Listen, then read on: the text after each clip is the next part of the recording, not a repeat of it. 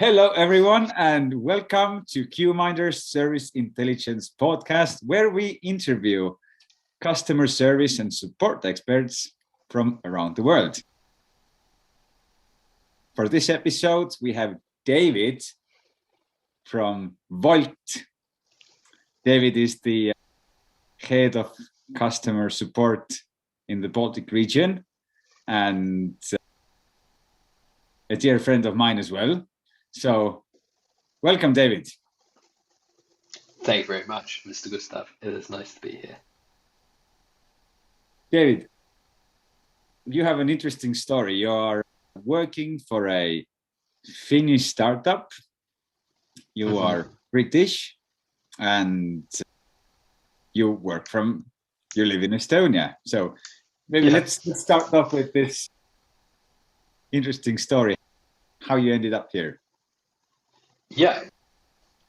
How I ended up here in Estonia was thanks to my wife. She's Estonian. We moved here together about 7 years ago now.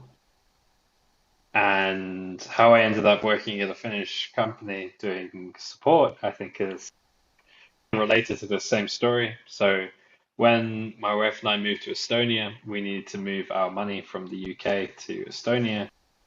And I'd heard of this Estonian company doing something like called TransferWise, and I tried them out and I moved all the money that we had at that point with TransferWise.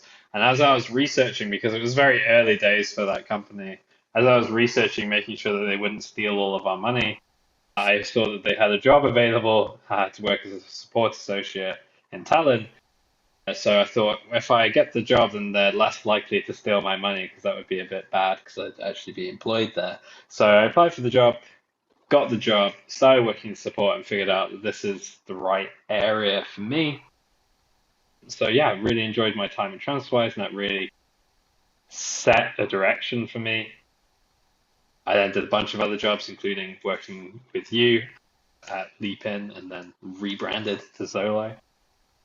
And yeah, I've been working at Wolt now for about 18 months, really enjoying it. And it's been 18 challenging months as well to be working in food delivery during Corona. Yeah, absolutely. So you probably didn't have as much support traffic going in when you joined as yeah, for sure. It was very good timing in some ways. I had like a nice calm 2.5 months of January, February, and a little bit of March when I first joined in 2020, and then things really just rocked it off from March into April, and then further from there. Yeah, a lot of people have been sitting at home and needing to order some food, and needing to pass the time, and needing to, be safe. Mm-hmm. And your job as the head of customer support, is it then mainly like the customer support work with the end customers? In that sense, like me, if I feel that my order wasn't right, or do you also have like other parties involved, like the delivery people and the restaurants, for example? Yeah, so our support is of all three areas of the business. So our end users are our customers, courier partners, and venue partners. So yeah, we're constantly tackling these things that come up, because a standard situation would usually involve talking to all three people. So if for example something goes wrong and you get your order of a burger and fries and a can of Coke, but for whatever reason the can of Coke doesn't arrive, you would be the one to notice this and be like, hey David, where's my can of Coke? We would then look into that and see that, oh, it's still at the restaurant. So we'd have to talk with the restaurant, get them to give it to a new courier who we'd have to talk to and be like, hey, you need to deliver just this one can of Coke to a very thirsty Gustav. And he would then grab that, take it to you, and the case would be solved. But yeah, most of the time it involves talking to these different partners, and they all have their own concerns that we try to solve. And it usually is a collaborative effort to get to a solution on these things. Yeah, that. Fortunately, it hasn't happened to me. That something from my Wolt order is missing, but but I understand when the volumes get big, then mistakes are definitely happening. Yeah, it's usually something small like that, like a bottle or like a smaller drink or something that sometimes can be just forgotten about in the rush by either the venue or the courier. These things happen. So yeah, but most of the time, honestly, most of the time people have experiences like you where everything goes perfect. But when things go wrong, we're there to help. And I can imagine since the delivery the restaurants are open until very late at night, so probably Yeah. your team needs to be up quite late at night as well. How does that work in your team? Yeah, in general, we have quite clear patterns through the day, which are predictable in some ways. People are going to order more food at lunchtime and dinner time than they are at 3 o'clock in the afternoon. And people are going to order more on a Friday night than they are on a Tuesday night. So we can see these kinds of patterns emerging. And yeah, we try to offer our service for as long as possible, as long as there's enough restaurants who are available to other partners available for us to deliver from, we will try to keep open.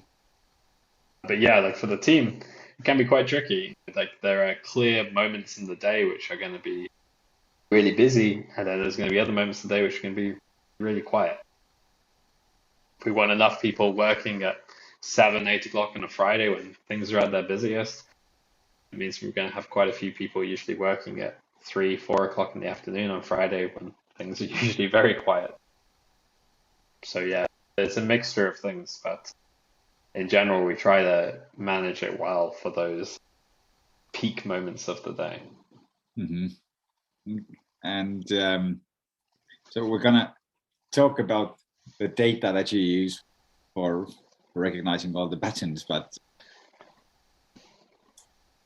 how big is the team that you're currently managing?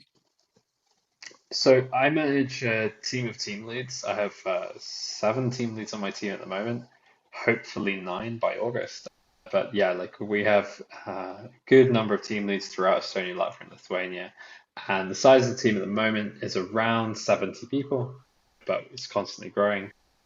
For context, it was around 20 people or under 20 people when I took over in January 2020. So we've expanded the team quite a lot in the interim. And yeah, it's been a really intense year for sure, but it's also been a lot of fun and a really good challenge. Yeah, like I've never ordered more Same, strong takeaway same. than the last year. So that totally makes sense. So 70 people already, and I understand they are all like across Estonia, Latvia, and Lithuania. Then. Yeah, so Lithuania is like a bigger market. So the team there is slightly bigger. But yeah, Estonia and Latvia are pretty similar sized teams at the moment. And yeah, we're offering that support in the local language, which is why we have people in different teams. Because it's very hard to find somebody who speaks English, Estonian, Latvian, and Lithuanian all together perfectly to the highest level. So that's why we need to have them in local countries. Yeah. Yeah, there's probably 3 people that can do that in the world. Yeah, for sure. But like expanding the team so fast, where do you find these support people? I understand that it's of course like working for startups is quite attractive, but still, has it been very challenging finding these people? Or is it quite easy in today's market to find the support people? Honestly, it depends. I think at different moments it's been easier, at different moments it's been harder. Often the people who we hire for the support team have some link to the work that we do previously. So obviously we're not looking for people with, 10 years of experience and all the rest of it, but we're looking at people who have fit the work well and people who we feel will succeed in the job. Some of that has been people who've done customer support jobs in the past. Others have been people who've been our career partners in the past. Other people who've worked in restaurants in the past. And these are the things that we see, people who are willing to work hard, willing to go the extra mile and have that real sense of empathy for everyone who they're talking to. So empathy is one of the more important attributes. Absolutely. On day one, when people join our team, we often hire people in a group. So there'll be a group of 4 to 10 people, or I think once we did it with 20 people because we really needed to expand quickly. And on that first day, I give them often like a little presentation about what we expect. And I summarize it as, at Wolt, support associates need to be enduringly empathetic. So empathetic, to everybody who's coming in, to be kind, to understand their situation, to be able to find solutions for them, and to do it in a way that makes the person feel good still. But then it's also enduring. Like you need to have some level of endurance to do it, because it's easy to be nice to one person and just do that. If you've got to just be nice to one person in one day, that's easy enough. But how are you able to do that for your 80th person of the day? It becomes trickier. I sometimes give this slightly morbid example where I say, imagine that everybody that you messages you on Facebook at the exact same time saying that their cat has died. How many messages can you get through still being like, oh, I really feel for you, I'm really sorry that your cat's died, I don't understand, before you're just like, that's unfortunate, sorry, bye, or just copying and pasting the same answers to every single person. And I think for us, like, our job in support is to be able to still produce unique replies, still produce empathetic replies, still tell the difference between the situations, even when they look the same, but to be able to treat each situation as a unique situation. Part of that creates the empathy. So yeah, the endurance is definitely a part of it, but the empathy is key. Enduringly empathetic. That's a nice pair of words. It sounds good. Sounds very good. So although being empathetic, it's like a character trait, is there a way that you can actually measure that as well, or is it possible to somehow understand through looking at data that this person seems to be more empathetic than someone else? Yes and no. I think in general with data, like, often people start with data and they go, okay, we've got this number, we need it to move up or we need it to move down. And if it moves up, then everyone's, yeah, it went the right direction. If it moves down, someone's like, oh no. But in support, the numbers are very much related to actions and behaviors. So yeah, the people who are more empathetic tend to score better on things like customer satisfaction, which is one of the key metrics that we measure. And that's basically at the end of a conversation, or sometimes at even airport or a supermarket, you'll have this smiley faces, and you click on which smiley face you like the best. And it's usually 1 to 5 is like the numbers which are hiding underneath that smiley face.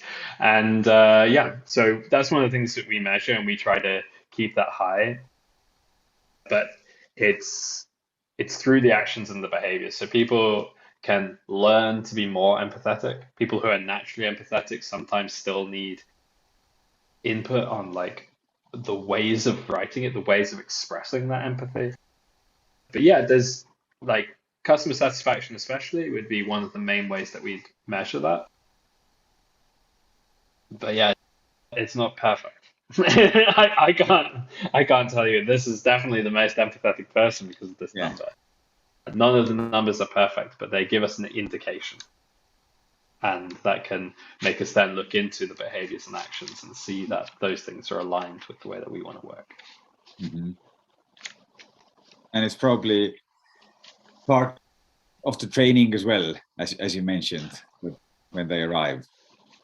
Yeah, absolutely. Train when they arrive, and also like part of the ongoing relationship that they have with their team. So their team lead would be going through their data. Yes, they'd be looking at it and like, okay, this number's this number's that. But they'd also be reading through the person's conversations and seeing for themselves, okay, what phrases are they using? This conversation didn't go well. So you can pull from the data, here are all the conversations that didn't go so well. What were the points? What were the phrases that were used that kind of annoyed the customer? Or what were the moments where this conversation could have been better? And then through one-on-ones, like it's that coaching opportunity to say, hey, look, I was looking at this is how things could be better. Let's keep a track on it, let's keep an eye on it, see where things go. Yeah, it's that combination of looking at the numbers and then looking at the behaviors and actions and seeing like where things are at. Yeah, training, but mainly, honestly, is a huge part of it which comes in the training, but a lot of it comes from the ongoing relationship then with their team. Mm-hmm. Yeah, it's definitely needs to be, as you said, ongoing process to keep the professionality going on the better side.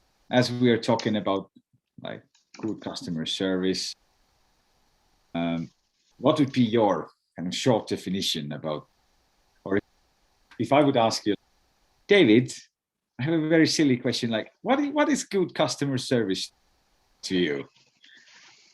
What would be the kind of main things you would mention there?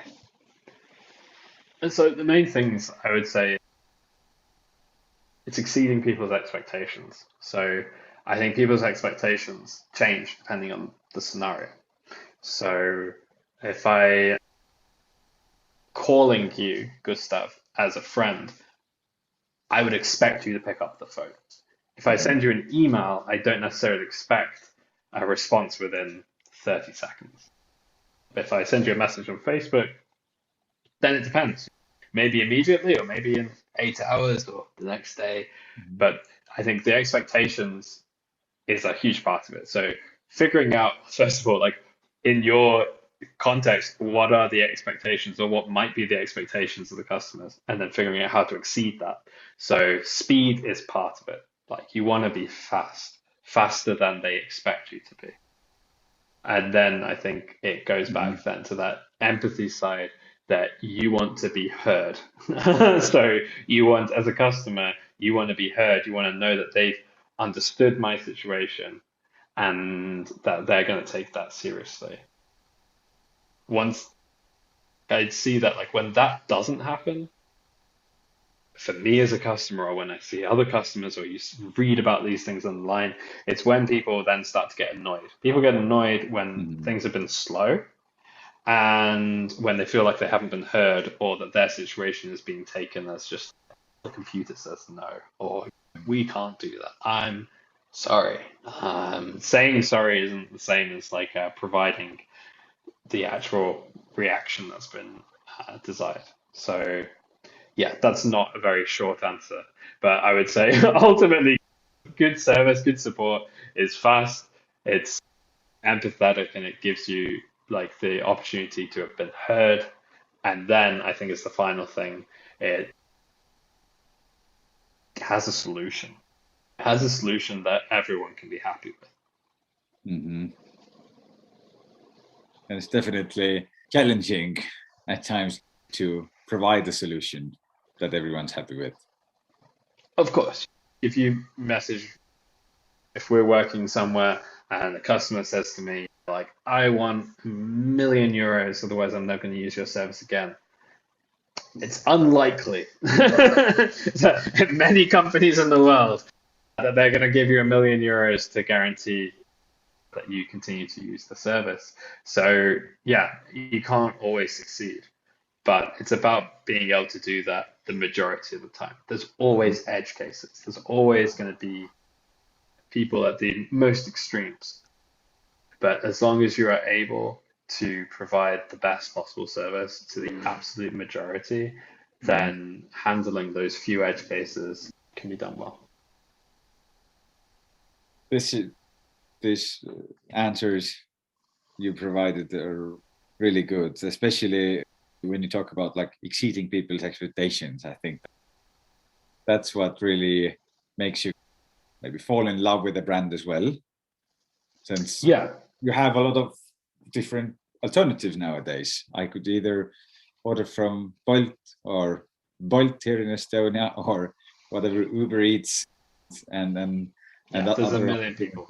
There's a million different options, but definitely it's being like very good at customer service is becoming like a competitive advantage as well. So for sure, what would you, because we are very much interested in data, although like customer service and customer support both have a very big portion that you can't really measure well, but still, fortunately, there are data points that you can use to improve. What are the main things you are measuring at Wolt with your support people?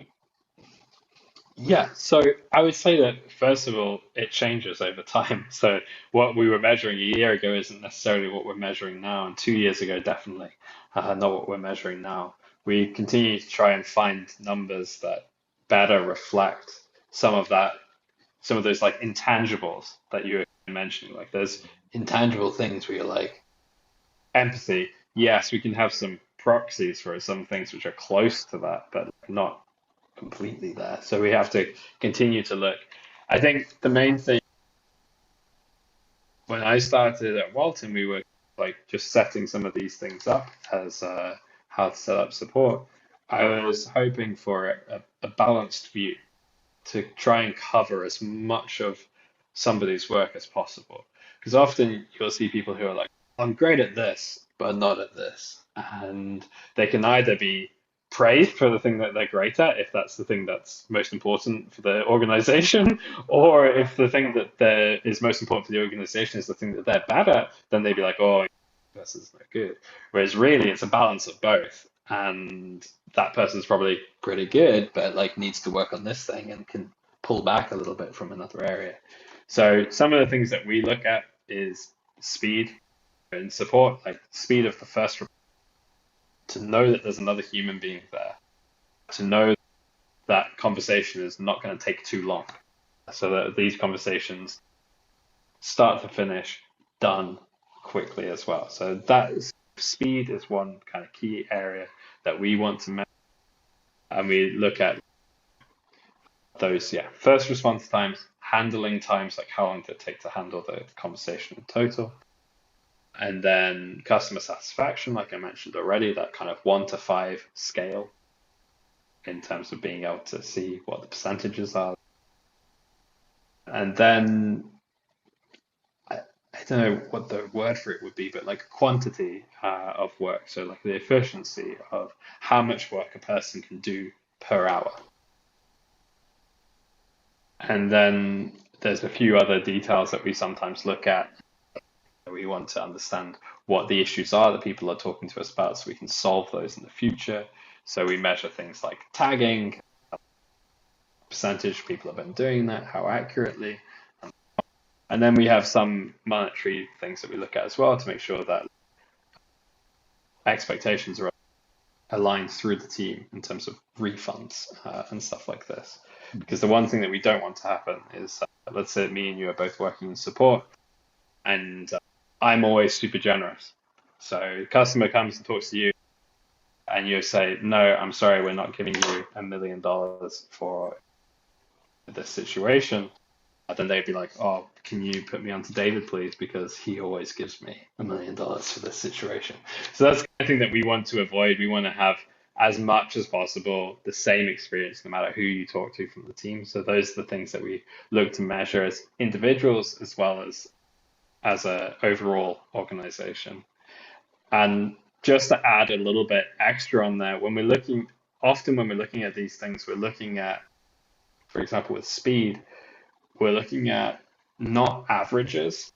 So these are some of the nuances, some of the things that we've changed over time. So not looking necessarily just at averages, but we're looking at percentages within a certain level. So we will set a standard. Let's say if it's 30 seconds for the first reply or 60 seconds for the first reply, then we would look at, okay, what percentage of the time are we doing that? And what percentage of the time are we not doing that? Mhm. Rather than just looking at an average, which can hide a whole bunch of horrible numbers inside of it. So yeah, averages are often evil. Yeah, so that's you mentioned very interesting points like the speed and customer satisfaction scores. But you also mentioned like keeping the same experience throughout the team. Yeah. Any tips for maintaining that? Because that sounds, I hadn't thought of that before. Kind of when I think as like a marketing person, I understand that ideally our emails and our kind of copy on the website and how our people talk, I'd like them to be sound similar. But how do you keep that similar inside like a customer support organization? Yeah. Are you teaching these people like exact language? How to do that? No, we're not. Like, I think the way that we look at it is that we a more general style or a more general tone of voice, and we want to see people fitting inside of that, but people can express their creativity inside of that quite a lot. So some people are more one style than the other, and formal, and the rest of it. But then there are some elements where we're like, these things need to be constant. So like, general tone of voice is still there. You should still use proper grammar, and you should still spell things correctly and stuff like that, like pretty general things. Still be polite and professional. So yeah, that's the more general side. But I think like in terms of keeping things the same across the team, I think it's an important thing to mention in terms of even how we look at all the data is that we set our data as SLAs rather than KPIs. So like SLAs are service level agreements. And the way that I often explain this to the team is it's like, and KPIs being key performance indicators. And this might not be right. This is my understanding or how I explain it. People are often used to KPIs. So I think in the marketing world, for example, you would want all your graphs to be like going up and to the right. Like you'd want them always going in that direction. And for me, I want all of my graphs to be flat. I want it to be flat every time. So I want it to be consistent rather than necessarily like always growing, always getting better.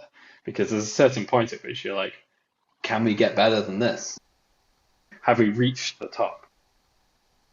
If you're at 97% out of 100%, does it make sense to try and get the last 3%, which is borderline impossible? Or does it make sense to make sure that you're always at 97% and that you're consistent across that level? And that especially comes into play when we're looking at the amount of work done. So we have an amount of tickets that we want people to do in an hour. And if that number is too high, it's not, yay, cause for celebration, like we're like doing more than we should. It's a warning light that says, probably need to have more people on the team. We're probably understaffed right now. And that's like that thinking really helped me in this last year, just to think of a standard rather than necessarily of the bigger the better and the like more up and to the right the better. Like it's like, yeah, but if we go for that, then we'll have soaring highs and plummeting lows, and the experience won't be consistent from one day to the next or 1 month to the next for our customers and partners. Mhm. So the service level agreements then are setting standards. Yeah. So you would say, for example, tickets per hour is like how we measure the amount of work done. We'd say 10 tickets per hour. That's the standard. That's the level. And we want to make sure that everyone's at the level or in and around the level. And we want a small percentage either end. That's good. If we're a lot over, then we need to hire more. If we're a lot under, then we're overstaffed and we need to find other projects to be working on so that we can have a good level. Mm-hmm. Yeah, that definitely it's different in that sense when you were talking about, as you said, like startup KPIs, like bigger and better. But Yeah, at least on customer support, you would like this to be, as you said, consistent and human. Yeah. yeah, because if it's consistent, it's human as well. Like one of the things with customer support is you're often going to be the biggest team. Like you're going to need the most people. So how do you know when you're going to need to hire somebody new? Is it by walking around and being like, hey, it's been busy, yeah? And you're like, yeah, it's been busy. All right, we'll hire some more people. You need to like have some numbers and looking at work done per hour or like the amount of work needed to be done. These are the things that kind of can be measured and used to figure out, okay, how many people do we actually need to be doing this amount of work at a normal work pace?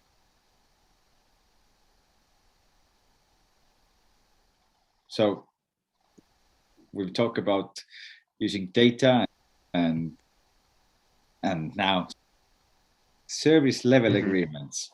I Yes. love that. But as you said, it can often be quite stressful. If, for example, that you don't have enough, people in your support, or if it's really like fluctuating a lot, as you said, like at 3 o'clock, like no one has an issue, but somehow 7 o'clock that night, like there's everything's going wrong. Everyone's going south. Yeah. So how can you as a manager help your people cope with the stress that comes in waves? It's a good question, and I wish I knew the answers. It's something which is a constant struggle and something that I want to continue to work on. One of the main things is getting the hiring right, and that's tricky. For us, like we can see that it's kind of part of the job and something we can help train people for. Having an intense couple of hours each day. Like it's going to be super intense for 2 hours, and then it's going to calm down. You can grab your lunch, have a talk with your team lead, and have a team meeting, do something else, and it'll all settle down. But for those 2 hours or 2.5 hours, it's going to be really, like focused, intense work. The issue comes more when it's like that for more than 2 hours. If it's like that for almost the whole day, or if it's like that week after week, that's when it becomes an issue. So for me, making sure that I plan hiring better and better and make sure that we have enough people in the team before the drama hits, or have enough people who are actually fully trained, experienced people on the team. But that's hard. Like that's something which we've definitely not gotten right all the time.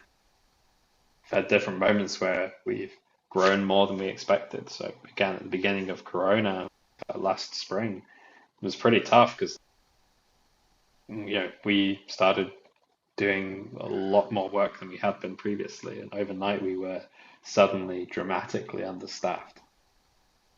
And getting back up to that level was tough, and it took a real toll on the team as a whole to be performing as a team of 8 when we needed a team of 12. That's hard. What do I do as a lead? I don't know. We try to listen to people, try to hear people, try to update on what we are working on. We look through our data and try to rehash those schedules. So talking about 3 o'clock in the afternoon being super slow, 7 o'clock in the evening being really busy.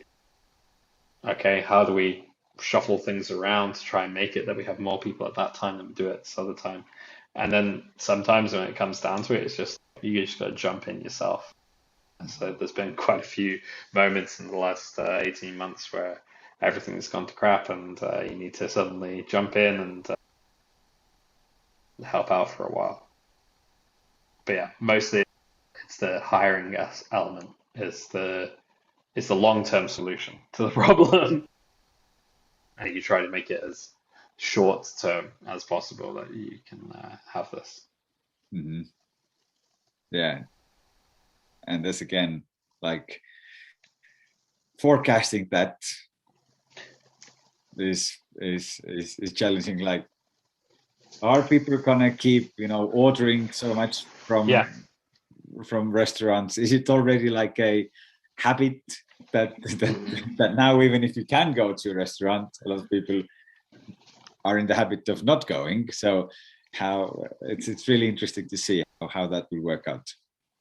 And even like on a day, right? You could plan a really nice, easy Tuesday. You're like, oh, it's gonna be fine. And then all of a sudden it starts raining like crazy. It's like just rains the whole day. People aren't going out. They're sitting at home and they're ordering their food to home. So like even the weather like comes into play when we're looking at these things. And that can just mean that we just have a really crazy busy day out. But that's so interesting. Is that something that you check in that sense? That, guys, it's going to be very rainy next week, so we need more people on the floor? Or is it? It's not quite, almost. So we definitely look ahead and we're like, it's going to be rainy next week, it's going to be busy. So for us, like in our model, the support team, which is the biggest team inside the team, but we also have our courier partners. And when it's going to rain, then we're definitely letting them know, trying to get more people out, helping to do the deliveries, because we know there's going to be more and more deliveries.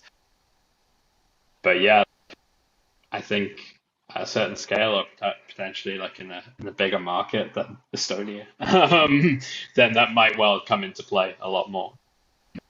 It's gonna be bad. You need more people for that. But it does mean as well, like one of the nice parts is that the slowest time of the year is usually the summertime. So that's the time when it's easiest for us to let people go off on holidays, which is when they want to go off on holidays. So yeah, that's the plus side. Yeah, that's so cool to learn about the seasonalities in different businesses. Yeah. So just to start wrapping this up super quickly, as always, do you have any favorite resources where you visit for knowledge about customer support or leadership? Is there anything you would like to share with us? Absolutely. Yes, always. I think to be on a journey as a leader is to be a learner. So for me, I always feel like I need to be learning and engaging with new material to get better and better at my job. This does sometimes annoy my team where they're like, oh, David's read a new book. I'm trying to do something different again. But yeah, the resources which I would really recommend in terms of support, there's a tool. We don't actually use it, but I used it a long time ago, and they have the best blog ever so the tool is called Help Scout, but I'd really recommend looking at their blog. They have really good articles there about all sorts of things. And then podcasts are great. So one of my favorite podcasts at the moment is Dare to Lead by Brene Brown. It comes out usually on Mondays, but she has really good interviews with different authors and leaders about leadership, about how to show up in the workplace, all the rest of it. And then finally, 2 books.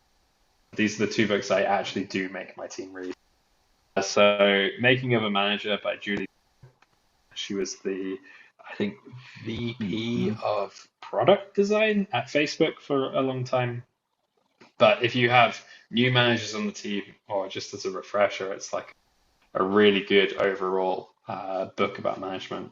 And then the other one would be Radical Candor by Kim Scott, which is a really good book about how to say things as they are without, becoming an asshole. How do you do both? Like, how do you say it how it is? How do you have high standards but also have an open heart and be kind still, whilst also being exacting in your standards? So the real combination of caring personally and challenging directly for people. Yeah, I don't have unique ideas. I just steal all my ideas from other people. That's but that's the only way to learn. I love the expression that you said, that your team goes, oh, now David has read something new and he now wants to test this with us. That's Absolutely. David reads a book about coaching. Oh, here we go. That's the vibe in the team. They know. Yeah, but then at least they know that there's no way of being stagnant here. Like always learning, changing, testing new ideas. So David, how if people want to reach out to you, what would be the best way? Like through LinkedIn or email, or are you active are you active on any other channels like Twitter or something? No. Sorry. I like LinkedIn. I will read whatever you send to me if you send me things on LinkedIn. But aside from that, I am a pretty inactive person online. Like, I just watch YouTube videos about how to make cocktails. That's the extent of it. That's very important, especially with the Corona times when you have to make your own. Absolutely. I mean, find me in the comment sections of some cocktail videos. That's the other way to reach out to me. Okay. We will put all these links to the resources that David mentioned, and also your LinkedIn page. David, awesome. Head of support at Wolt, head of Baltic support at Wolt. Sure. I'm not that fussy on titles, so like you say it however you want. David, support at Wolt in the Baltics. That sounds fair enough. Thank you, David, for chatting with us. Thanks for the good ideas that you shared. I'm sure that everyone working at in customer service or support roles got some really good ideas. Even I got some very good ideas overall how to be a bit better person. So thank you, David. And I hope that it will be a standard summer that keep things on the right level. Yeah, thank you very much, Gustav. It's been really fun. A standard summer of 27 degrees. That would be nice. That would be nice. Thanks. Bye-bye. Thanks. Bye.